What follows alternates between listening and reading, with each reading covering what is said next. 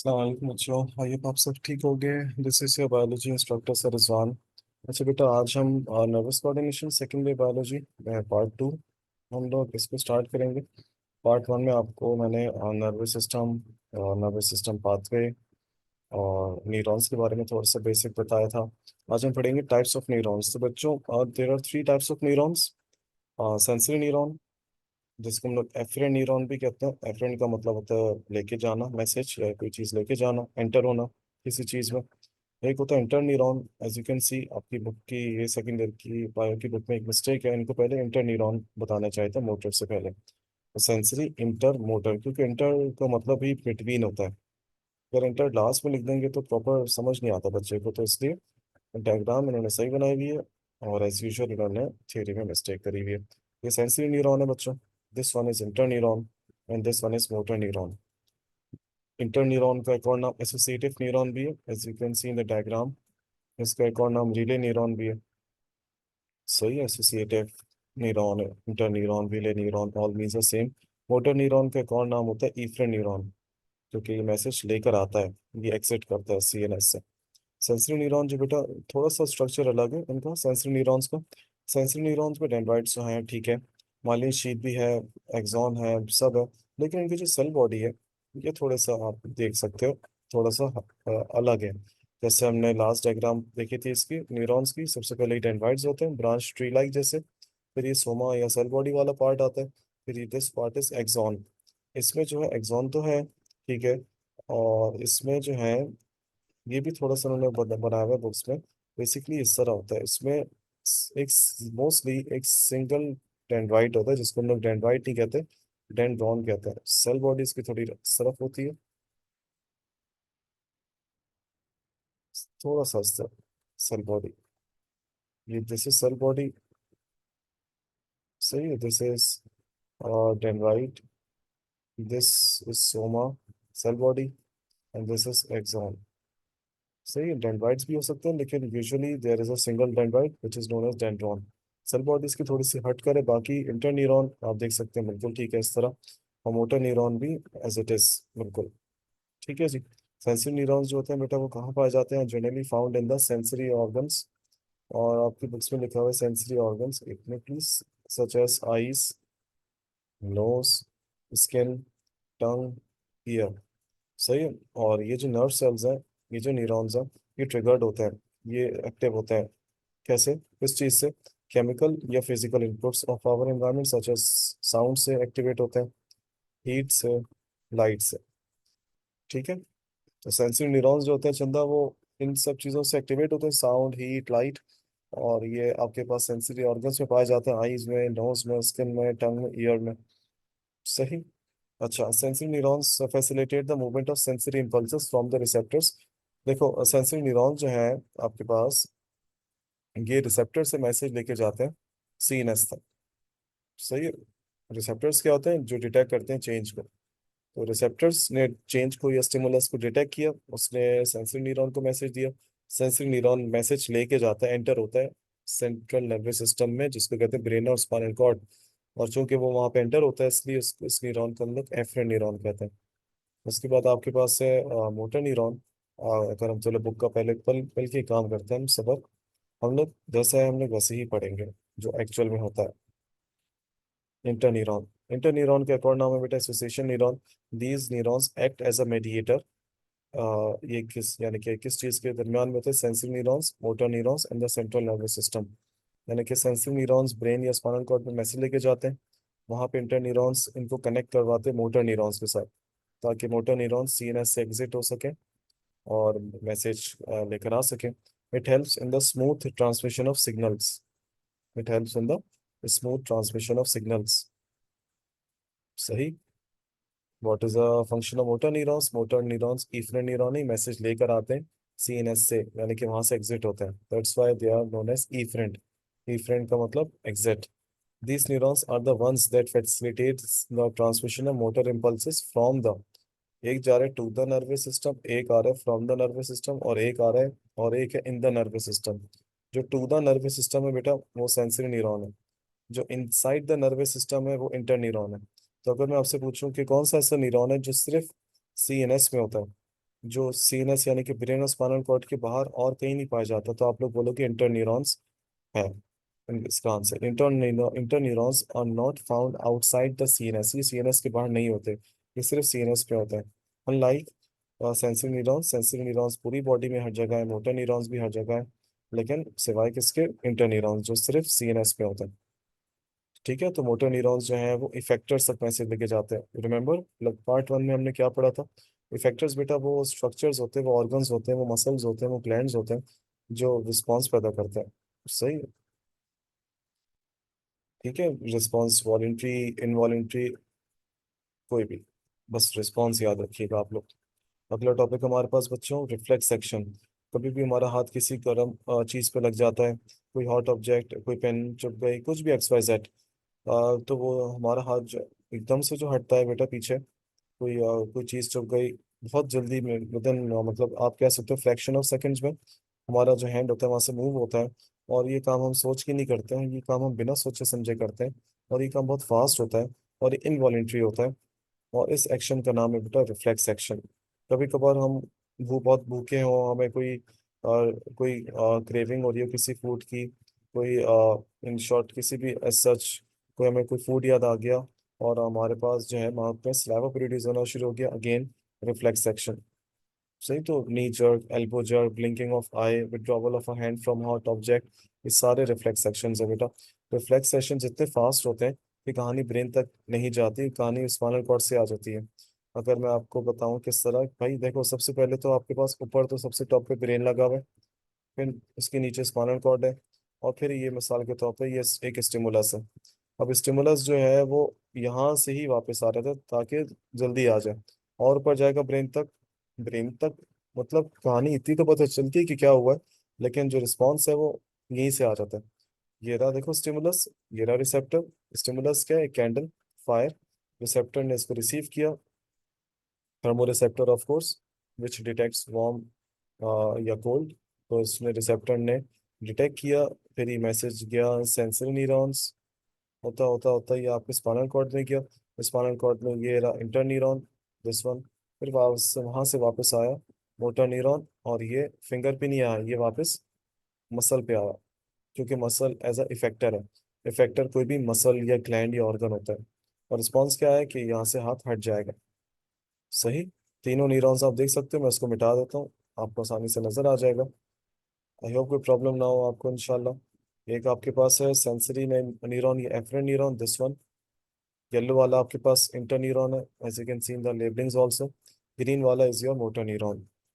तो here it is, reflex actions are involuntary sudden involuntary muscular movement in a particular part of the body. Reflex actions क्या होते हैं, sudden होते हैं, involuntary होते हैं, मस्कुलर मूवमेंट होती है in a particular part of the body. Particular part of the body का मतलब है सिर्फ यही पार्ट मतलब इसमें इन्वॉल्व है, और इस सच नहीं है कोई बॉडी का पार्ट और कोई इन्वॉल्व नहीं है। सही, हाथ हटी मतलब हाथ ही हटेगा इन शॉर्ट, ऐसा नहीं कि वो पूरे उछल के कहीं और गिर जाएगा। ओके। एंड अगर आपको ये थोड़ा सा वो लग रहा हो कि ये इंटीग्रेशन सेंटर क्या है, तो चंदा याद रखिएगा, ब्रेन और स्पाइनल कॉर्ड में हमारा मैसेज तैयार होता है, स्पेशली ब्रेन में, तो दोनों ही को हम लोग सीएनएस में रखते हैं। चूंकि दोनों ही सीएनएस का पार्ट है, तो दोनों ही को हम लोग इंटीग्रेशन सेंटर कहते हैं।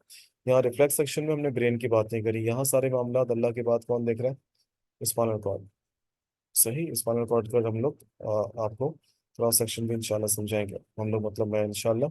रिफ्लेक्स सेक्शंस क्या होते हैं बेटा, यहाँ पे आपकी बुक्स में लिखा हुआ है each sensory neuron conveys a signal, हर सेंसरी न्यूरॉन सिग्नल कन्वे करता है फ्रॉम अ रिसेप्टर या sensory receptor to a motor neuron. सही, which in turn sending signals to an effector, और मोटर न्यूरॉन मैसेज भेजता है किसको, इफेक्टर को। रिजल्ट क्या है, सिंपल, ऑटोमेटिक। इनवॉलेंट्री लिख देते तो ज्यादा अच्छा होता, रिफ्लेक्स एक्शन। सही है, या आसान लफ्जों में रिफ्लेक्स। और ये जो आपने देखा पूरा रास्ता, कि यहाँ से गया सेंसरी न्यूरॉन, फिर ये गया स्पाइनल कॉर्ड विंटर न्यूरॉन, ये जो पूरा रास्ता है बेटा, ये जो पूरा रास्ता है, ये पूरा सर्कल नहीं, ये हाफ है। तो आप देख सकते हो ये पूरा घूम के नहीं आया, ये आधे ही रास्ते से आया वापस। तो इसको हम लोग कहते हैं reflex arc. What is reflex arc, कि दिस इज स्टिमुलस, ये फिंगर, इस पे टच हुई, ये ये रहा स्पाइनल कॉर्ड। तो ये जो पूरा पाथवे बेटा, इस पाथवे को कहते हैं reflex arc. Examples of human reflexes क्या है बेटा? Knee jerk, pain withdrawal reflexes, कोई दर्द हो रहा हो, pain withdrawal reflexes uses one neuron of each type. देखो, ये आपकी सिन बोर्ड में, न्यू सिन बोर्ड में गिवन नहीं है, मैं आपको बता देता हूँ भाई कितने टाइप्स ऑफ रिफ्लेक्सेस होते हैं बेटा। There are two types of reflex sections. एक होते हैं मोनोसाइनेप्टिक और एक होते हैं पॉलीसाइनेप्टिक। एक होते हैं मोनोसाइनेप्टिक और एक होते हैं पॉलीसाइनेप्टिक। किस तरह बता देता हूँ मैं आपको यहाँ पे। मोनो का मतलब बच्चों होता है वन, और साइनेप्स का मतलब होता है कनेक्शन। देखो, ये रहा एक सेंसरी, एक न्यूरॉन, ये इसकी सेल बॉडी, ये रहा इसका एक्सॉन, और ये रहा एक मोटर न्यूरॉन। मोटर न्यूरॉन आपको पता है बेटा, मोटर न्यूरॉन क्या करवाता है? इफेक्टर से रिस्पॉन्स पैदा करवाता है। आप देख सकते हो यहाँ पे सिर्फ एक साइनेप्स है, एक कनेक्शन है, तो ये मोनोसाइनेप्टिक है। मोनो साइनेप्टिक, सही है। एक साइनेप्स, एक कनेक्शन बन रहा है। जबकि कुछ ऐसे साइनेप्स होते हैं जिसमें, कुछ ऐसे रिफ्लेक्स सेक्शंस होते हैं जिसमें एक से ज्यादा साइनेप्स होता है। अब एक से ज्यादा साइनेप्स है तो ऑब्वियसली एक होगा आपके पास कौन सा न्यूरॉन? Sensory neuron. एक होगा उसको कनेक्ट करवाने वाला मोटर से, इंटरन्यूरॉन। बीच में इंटरन्यूरॉन, कबाब में हड्डी, लेकिन ये अच्छी कबाब की हड्डी है ये, यानी कि आपकी बुक्स में इसकी तारीफ की गई है। और एक ये रहा आपके पास मोटर न्यूरॉन। सेंसरी न्यूरॉन और इंटर न्यूरॉन के अंदर दरमियान एक साइनेप्स, इंटर न्यूरॉन और मोटर न्यूरॉन के दरमियान एक साइनेप्स। तो ऐसे रिफ्लेक्स सेक्शन जिसमें इंटर न्यूरॉन्स इन्वॉल्व होते हैं उनको पॉलीसाइनेप्टिक कहते हैं, क्योंकि इनकी वजह से एक से ज्यादा साइनेप्स बनते हैं। और ये जो हमारे पास रिफ्लेक्स सेक्शंस है पेन वाले, ये सारे के सारे पॉलीसाइनेप्टिक है, क्योंकि इसमें लिखा हुआ uses one neuron of each type. हर एक टाइप का एक एक न्यूरॉन, एक न्यूरॉन हो गया सेंसरी, एक न्यूरॉन हो गया इंटर, एक न्यूरॉन हो गया मोटर। तो आपकी बुक्स में ये थोड़ा सा दूसरे अल्फाजों में लिखा हुआ है कि पेन विड्रॉवल रिफ्लेक्सेस में हर न्यूरॉन की टाइप का एक एक आएगा। तो तीन न्यूरॉन्स की टाइप है, जब तीन न्यूरॉन्स की टाइप है तो दो साइनेप्स बनेंगे, दो साइनेप्स बनेंगे तो वो मोनो तो नहीं रहे, वो पॉली हो जाएंगे। सही है। तो मोनोसाइनेप्टिक रिफ्लेक्स सेक्शंस में कौन सा न्यूरॉन नहीं होता? मोनोसाइनेप्टिक रिफ्लेक्स सेक्शंस में इंटर न्यूरॉन नहीं होता। सही है। पॉलीसाइनेप्टिक रिफ्लेक्स सेक्शंस में इंटर न्यूरॉन होता है। Reflexes of this sort do not require the interneurons brain, यानी कि ब्रेन के इंटरन्यूरॉन्स का मसला नहीं, although we know other pathways inform the brain of pricked fingers। जो रिफ्लेक्स सेक्शंस होते हैं वो स्पाइनल कॉर्ड से ही मतलब ज्यादातर आ रहे थे वापस, ब्रेन तक कहानी नहीं जाती। इन्होंने आसान लफ्जों में आपको ये बताने की कोशिश करी है। स्पेशली पेन वाले तो फौरन आ रहे थे, क्योंकि पेन है ना, दर्द हो रहा है। अच्छा, ये वाला टॉपिक बेटा थोड़ा सा हम लोग बाद में करेंगे, पहले मैं आपको उसी टॉपिक्स करवा दूं, क्योंकि ये पूरा प्रॉपर एक इसके अलग वीडियो बनाऊंगा। रिफ्लेक्स एक्शन की बात का जो टॉपिक है, नर्व इम्पल्स, बहुत मज़ेदार, बहुत इंटरेस्टिंग, बहुत अच्छा इंपॉर्टेंट टॉपिक है। सोचा पहले आपको पार्ट्स ऑफ ब्रेन वगैरह बता दूं पहले। अच्छा बेटा, एक टॉपिक है बच्चा आपके पास पार्ट्स ऑफ ब्रेन, अच्छा टॉपिक है, मज़ेदार टॉपिक है। इसमें आपकी बुक्स में, न्यू बुक्स में लिखा हुआ है architecture of brain and spinal cord.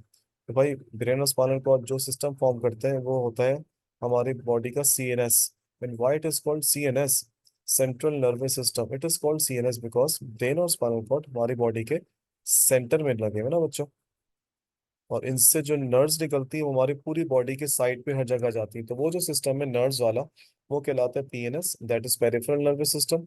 और उस जो जो नर्व्स हैं PNS में, जो नर्व्स आती हैं वो जहाँ से निकलती हैं ब्रेन और स्पाइनल कॉर्ड के, वो जो सिस्टम है वो कहलाते हैं CNS। तो समझ जो अब्बा CNS है और उसके जो बच्चा है वो PNS है। अब्बा नहीं तो बच्चे नहीं।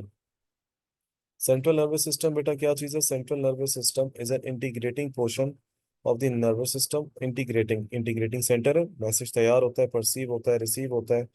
और यहाँ पे सारी इंफॉर्मेशन रिसीव होती है, बच्चों दोबारा लिख दिया इन्होंने, प्रोसेस्ड होती है कि अब क्या करना है, किस तरह करना है।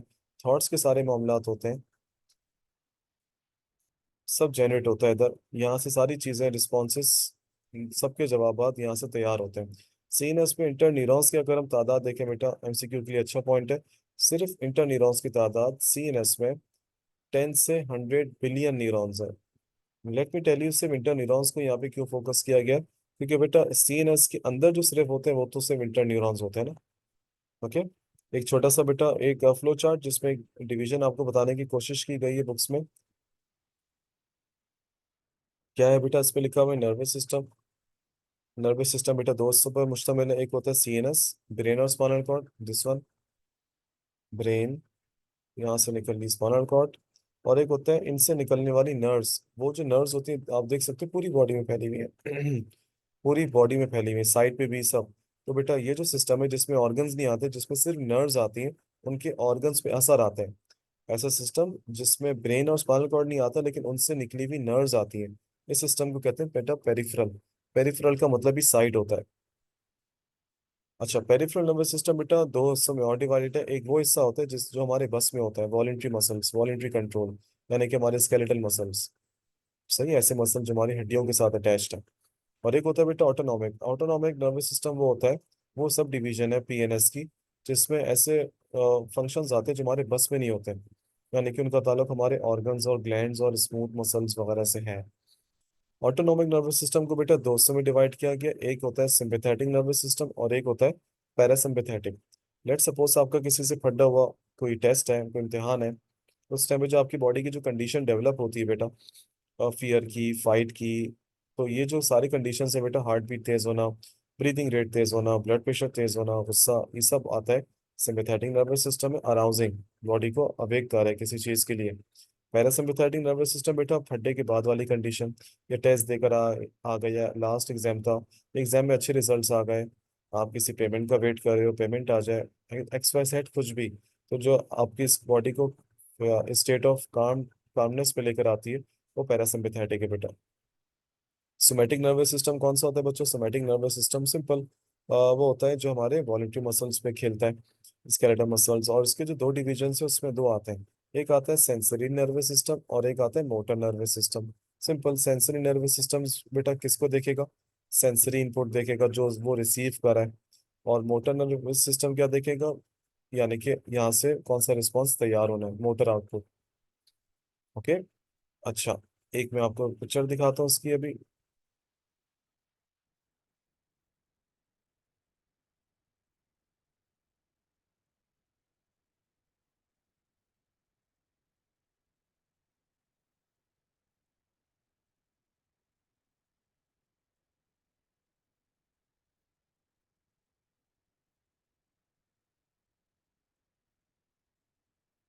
ये बहुत मशहूर बेटा टॉपिक आप लोगों ने पढ़ा होगा, मेनिंजेस।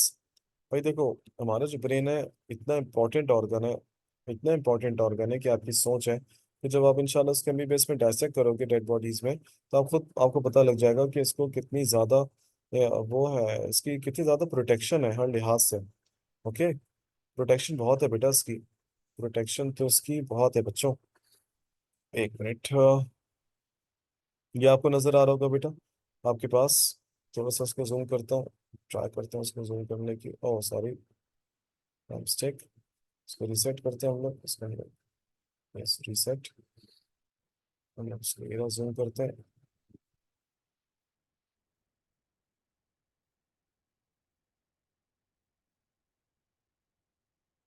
सही, अच्छा आप देखो बेटा, आपको सबसे ऊपर ये नजर आ रहा होगा बच्चों, बोन ऑफ स्कल, ये स्कल है बेटा, दिस वन इज स्कल, ये स्कल की हड्डी है। सही है, स्कल बोन है आपके पास। उसके बाद फिर आपको अल्लाह भला करे तीन मेम्ब्रेन्स हैं, तीन मेम्ब्रेन्स हैं। तीन मेम्ब्रेन्स के नाम सीक्वेंस में याद करने हैं आपको। एक का नाम होता है बेटा ड्यूरा मैटर। सही है, एक का नाम होता है रेक्नॉइड मैटर और एक का नाम होता है पाया मैटर। ये तीनों मेम्ब्रेन्स मिला के मेनिंजेस कहलाते हैं। फिर इसके बाद ब्रेन आता है। सही है, फिर इसके बाद क्या आता है? ब्रेन। तो आपके पास सिलसिला कुछ इस तरह है। ये देखिए बेटा आप, bone of skull, dura mater, arachnoid mater, pia mater. और ये आप जो देख रहे हैं ये बेटा ये ब्लड वेसल्स का नेटवर्क है। ये एक ब्लड वेसल्स का एक नेटवर्क है, जिस स्पेस में ये ब्लड वेसल्स पाए जाते हैं इसको कहते हैं सब एरेक्नॉइड स्पेस। और ड्यूरा मैटर के जो नीचे वाला जो स्पेस होता है, जिसके बाद एरेक्नॉइड मैटर आता है, उसको कहते हैं सब ड्यूरल स्पेस। और ड्यूरा मैटर के ऊपर का जो स्पेस है उसको कहते हैं एपिड्यूरल स्पेस। इन सारे स्पेसेस में बेटा न्यूट्रॉन्स हैं, एक फ्लूइड है जिस फ्लूइड को कहते हैं सीएसएफ, सेरिब्रो स्पाइनल फ्लूइड। तो अगर आपसे कोई पूछे ब्रेन में मेनिंजेस क्या है, ब्रेन में मेनिंजेस ये वो लेयर्स हैं, वो मेम्ब्रेन्स हैं जो ब्रेन को प्रोटेक्शन देती हैं, शॉक एब्जॉर्बर के तौर पे काम करती हैं। ये एक फ्लूइड बनाती है जिसका नाम होता है सीएसएफ, सेरिब्रो स्पाइनल फ्लूइड। और ये फ्लूइड आपके ब्रेन को लुब्रिकेट रखता है, जस्ट लाइक हार्ट का होता है पेरिकार्डियल फ्लूइड। ये शॉक एब्जॉर्बर है, न्यूट्रिएंट प्रोवाइड करता है, जबरदस्त है। तो ब्रेन की बेटा दो किस्म की प्रोटेक्शन हो गई। एक होती है बोनी प्रोटेक्शन और एक होती है मेम्ब्रेनस। बोनी प्रोटेक्शन में तो स्कल आता है, और स्कल की भी वो हड्डी जिसके नीचे ब्रेन है बेटा, उसको कहते हैं क्रेनियम। क्योंकि पूरे स्कल में तो ब्रेन नहीं ना, स्कल के इस पर्टिकुलर पार्ट का नाम होता है क्रेनियम, जिसके नीचे हमारा और आपका दिमाग होता है। ओके, यूज करें या नहीं करें, दिमाग तो है अल्हम्दुलिल्लाह। Dura mater, arachnoid matter, pia matter, तीनों मेम्ब्रेन्स को मिला के मेनिंजेस कहते हैं। एंड फाइनली ब्रेन आ गया। ओके, और ब्रेन से आप देख सकते हो स्पाइनल कॉर्ड निकल गई। तो अभी हम इसको देखेंगे इंशाल्लाह। तो बेटा आपकी बुक्स क्या कह रही हैं? आपकी बुक कह रही है कि CNS is protected in three ways. CNS बेटा कितने तरीकों से प्रोटेक्टेड है? थ्री वेज से प्रोटेक्टेड है। The first line of defence is bony armour. वो कह रहे हैं सबसे पहले जो है बेटा वो बोनी आर्मर है। देखते हैं, लेकिन ये भी देखेंगे उन्होंने ये थ्री तरीके से किस किस तरह बताया हुआ है। ओके, समटाइम्स वो गलत भी हो सकती है, क्या पता टू वेज हो। तो let's see. First line of defence जो है उन्होंने आपको बताया हुआ बोनी आर्मर है, एक बोनी कवरिंग है skull that surrounds the brain. And vertebral column that protects the spinal cord. Vertebral column रीढ़ की हड्डी जिसके अंदर स्पाइनल कॉर्ड प्रोटेक्टेड है, और स्कल के नीचे ब्रेन है। Beneath bony armour a triple layer of connective tissue. और तीन लेयर्स होती है बेटा कनेक्टिव टिश्यू की, जिसको तीनों को मिला के कहते हैं meninges. Outer layer next to the cranium, यानी कि क्रेनियम हड्डी के नीचे स्कल की ये हड्डी जो उसको क्रेनियम कहते हैं, जिसके नीचे ब्रेन है, उसके नीचे ड्यूरा मैटर है। मिडिल वाली का नाम है बेटा एरेक्नॉइड, और लास्ट वाली का नाम है बिल्कुल नर्वस टिश्यू यानी कि ब्रेन के पास पाया मैटर। और आपको कह रहे हैं बिटवीन एरेक्नॉइड एंड पाया मैटर, एरेक्नॉइड और पाया मैटर के दरमियान, सही है, एक क्लियर लिम्फ लाइक फ्लूइड है। लिम्फ लिम्फ कहते हैं बेटा उस प्लाज्मा को जो कि लीक प्लाज्मा हो जाता है। तो ये लिम्फ इंटरस्टिशियल फ्लूइड में जो हमारे पास टिश्यूज के दरमियान में जो फ्लूइड होता है इसको इंटरस्टिशियल फ्लूइड कहते हैं, या टिश्यू फ्लूइड। और वो जब लिम्फेटिक वेसल्स में चले आता है उसको लिम्फ कहते हैं। अ, उस फ्लूइड जैसा होता है, उस फ्लूइड का नाम होता है CSF सेरिब्रो, क्योंकि बनता ब्रेन में स्पाइनल फ्लूइड और जाता कहाँ तक है? स्पाइनल कॉर्ड तक, जो ब्रेन को कुशन करता है और स्पाइनल कॉर्ड को भी कुशन यानी कि प्रोटेक्ट करता है। तो अभी तक तो अगर हम देखें इस पैराग्राफ में, इन्होंने सिर्फ दो प्रोटेक्शंस बताई हुई ना। एक होती है आपके पास स्कल और एक होती है आपके पास मेनिंजेस। सही है, और आप देख सकते हो बेटा इन्होंने नेक्स्ट टॉपिक यानी कि एक सब टॉपिक ब्रेन स्टार्ट कर दी है। तो अगर हम देखेंगे थ्री वेज किस तरह बना, अगर हम स्कल को देखें, एक एक कंसिडर करें, सही है, और एक कंसिडर करें हम लोग वर्टिब्रल कॉलम को, सही, और एक कंसिडर करें मेनिंजेस को, तब जाके बनाइए। सही है, क्योंकि अगर हम खाली स्कल को देखेंगे और मेनिंजेस को देखेंगे, तो मेनिंजेस को अगर हम तीन कंसिडर करें, स्कल को एक करें, तो ये चार तरीके होगा। चलो, मेनिंजेस में तीनों मेम्ब्रेन्स को एक कंसिडर करें और स्कल को कंसिडर करें तो दो हो गए। तो तीन किस तरह बने भाई? तीन इस तरह बने, एक हो गया आपके पास स्कल, सॉरी, एक हो गया आपके पास स्कल। ओके, पहला तरीका आपके पास कौन सा हो गया बच्चों? स्कल। दूसरा तरीका कौन सा हो गया आपके पास? Vertebral column. और तीसरा तरीका है आपके पास meninges. Skull, vertebral column, meninges. Okay, तो ये थ्री वेज होगा इस लिहाज से। स्पीकिंग ऑफ ब्रेन बेटा, ब्रेन आपके पास जो है वो एक बहुत मेन कंपोनेंट है, यानी कि मोस्ट इंपॉर्टेंट है भाई आपके नर्वस सिस्टम का, सेंट्रल नर्वस सिस्टम का। और ये स्कल के अंदर मौजूद होता है, हाउस्ड होता है, यानी कि मौजूद है। और शील्डेड यानी कि प्रोटेक्टेड है स्कल की हड्डी क्रेनियम, जिसमें एट बोन्स होती हैं। एट बोन्स, आठ हड्डी।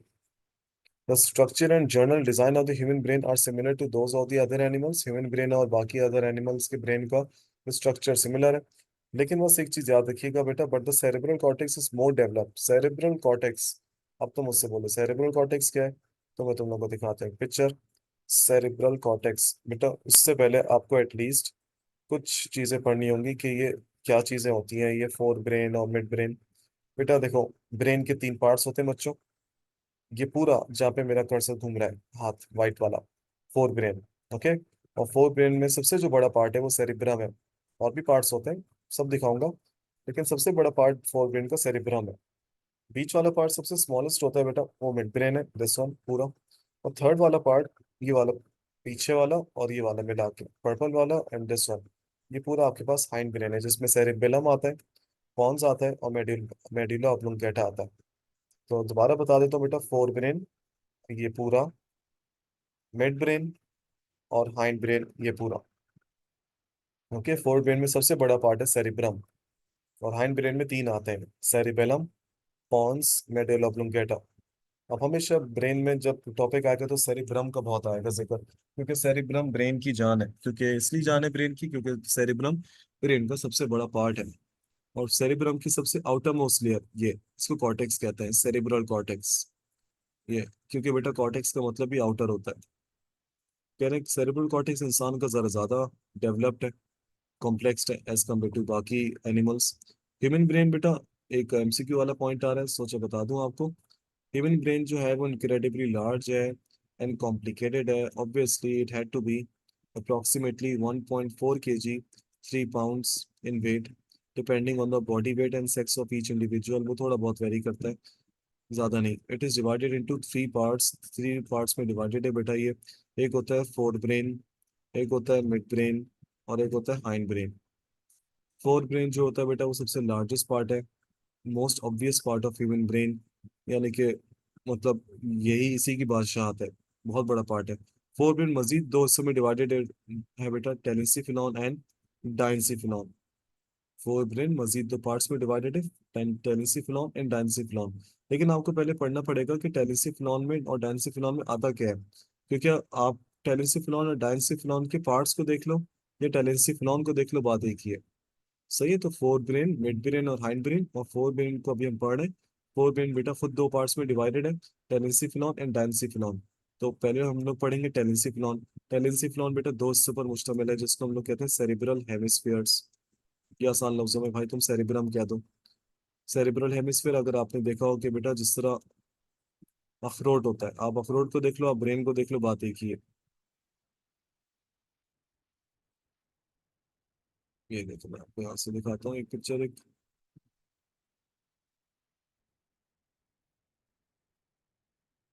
ये बेटा, ये ब्रेन दो हिस्सों में डिवाइडेड होता है, एक ये वाला पूरा पार्ट और ये वाला पूरा पार्ट। इन दोनों को मिला के कहते हैं सेरिब्रल हेमिस्फीयर्स। सही है? इन दोनों पार्ट्स को मिला के हम लोग बायो में कहते हैं सेरिब्रल हेमिस्फीयर।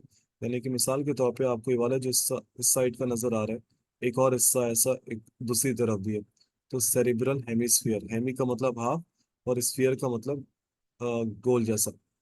सही है? और मैं यहाँ पे आपको दिखा भी देता हूँ सेरिब्रल हेमिस्फीयर, ये देखिए आप, सेरिब्रल हेमिस्फीयर, सेरेब्रल हेमिस्फीयर बेटा, एक प्रॉपर सेरेब्रल हेमिस्फीयर आपको ये परफेक्ट नजर आ रहा है, this one and this one, cerebral hemisphere. सही, या देखिए पूरा, एक होता है लेफ्ट सेरेब्रल हेमिस्फीयर और एक होता है राइट सेरेब्रल हेमिस्फीयर। सही, ऑब्वियसली बाय में आपको पता थोड़ा उल्टा चलता है, जो हमारा लेफ्ट होता है वो राइट होता है और जो राइट होता है वो लेफ्ट होता है।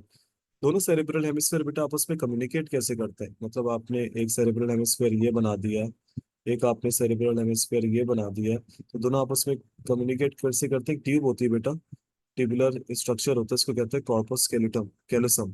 कॉर्पस कैलोसम में बहुत ज्यादा एक्सॉन्स होते हैं, और ये दोनों पार्ट्स को आपस में ब्रेन के क्या रखता है, कम्युनिकेट रखता है, कॉर्पस कैलोसम। बेटा ब्रेन का जो आउटर मैटर होता है, ब्रेन का जो बाहर वाला जो हिस्सा है, वो ग्रे होता है या डार्क मैटर होता है, जिसको हम लोग सेरेब्रल कॉर्टेक्स कहते हैं।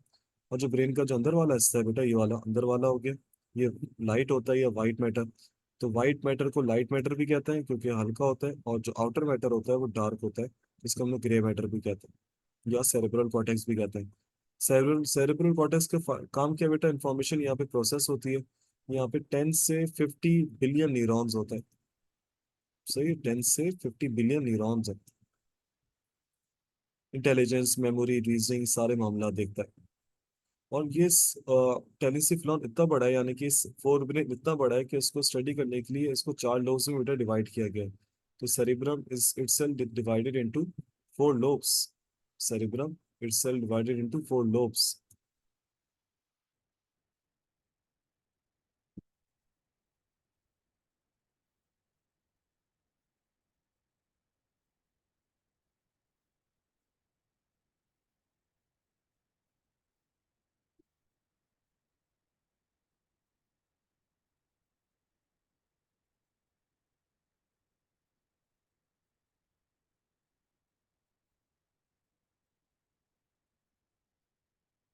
ये पूरा बेटा देखो सेरिब्रम है, मैं आपको बता देता हूँ, दिस वन इज सेरिब्रम, और ये भी सेरिब्रम का एक लोब है। तो सेरिब्रम इतना बड़ा है, यानी कि फोर ब्रेन का टेलिसिफिलॉन वाला पार्ट इतना बड़ा है जिसमें सेरिब्रम आता है या सेरिब्रल कॉर्टेक्स के, उसको 4 लोब्स में डिवाइड किया गया। लोब्स मतलब डिविजन्स। एक बेटा इस तरफ होता है फ्रंटल लोब सबसे आगे, इसके पीछे होता है पैराइटल लोब, इसके पीछे होता है ऑक्सीपिटल लोब, और फ्रंटल के नीचे होता है टेम्पोरल लोब। तो ये पूरा फोर ब्रेन है पूरा। Light red, blue, green, yellow, पूरा फोर ब्रेन। मिड ब्रेन इसके नीचे और ये पूरा हाइंड ब्रेन। सही, जिसमें सेरिबेलम, पॉन्स, मेडुला ऑब्लोंगेटा आता है। तो फ्रंटल लोब के आपको अगर मैं ये बताऊं कि फंक्शंस क्या क्या, तो आपको थोड़े बहुत एटलीस्ट सबके पता होना चाहिए, एटलीस्ट एक तो पता होना चाहिए इंटरमीडिएट के लेवल पे। एक भी कम है, 1 से 2 बस। फ्रंटल लोब बेटा थिंकिंग, मेमोरी, बिहेवियर, मूवमेंट देखता है। ब्राइटल लोब लैंग्वेज और टच के सेंसेशन देखता है। Occipital lobe site, temporal lobe hearing, learning and feelings. तो ये 4 लोब्स है ब्रेन के, इनके फंक्शंस भी है। सही। और ऑब्वियसली इंटरनेट की पिक्चर्स बेटा बहुत सारी, आपको आपकी बुक का याद करना है। तो cerebral cortex is divided into 4 regions. यहाँ पे लिखा हुआ है सेरेब्रल कॉर्टेक्स को कितने रीजन्स में डिवाइड किया गया है। सेरेब्रल कॉर्टेक्स को 4 रीजन्स में डिवाइड किया गया बच्चों। सही है। एनाटॉमिकल क्राइटेरिया, एनाटॉमिकल पोजीशन यानी कि उनके स्ट्रक्चर के एतबार से frontal lobe, parietal lobe, occipital lobe और टेम्पोरल लोब्स। सही। और ये सब क्यों होते हैं लोब्स, यानी कि ताकि ब्रेन का जो नर्व सरफेस एरिया है वो इन फोल्ड्स की वजह से इंक्रीज हो सके। ये सारे फोल्ड्स, ये पूरा पार्ट बहुत ज्यादा हाईली कॉन्वोल्यूटेड होता है। ब्रेन को देख लो और आप कीमे को देख लो, एक ही चीज है ना। ये सीन है। ठीक है तो बच्चों आज मैं यहीं तक ही रखता हूँ। नेक्स्ट हम लोग यहीं से इंशाल्लाह कंटिन्यू करेंगे। हम लोग देखेंगे थैलेमस और लिम्बिक सिस्टम, डाइनसिफिलॉन का क्या है। कोशिश करूंगा मैं नेक्स्ट जो पार्ट है उसको मैं सेकंड लास्ट पार्ट बनाऊं इंशाल्लाह, और फिर लास्ट पार्ट में आपको ट्रांसमिशन और नर्व इम्पल्स समझाऊं। तो स्टे ट्यून, आप अपना आप सब बहुत ख्याल रखिएगा। इंशाल्लाह नेक्स्ट वीडियो में आप लोगों से मिलते हैं। अल्लाह हाफिज।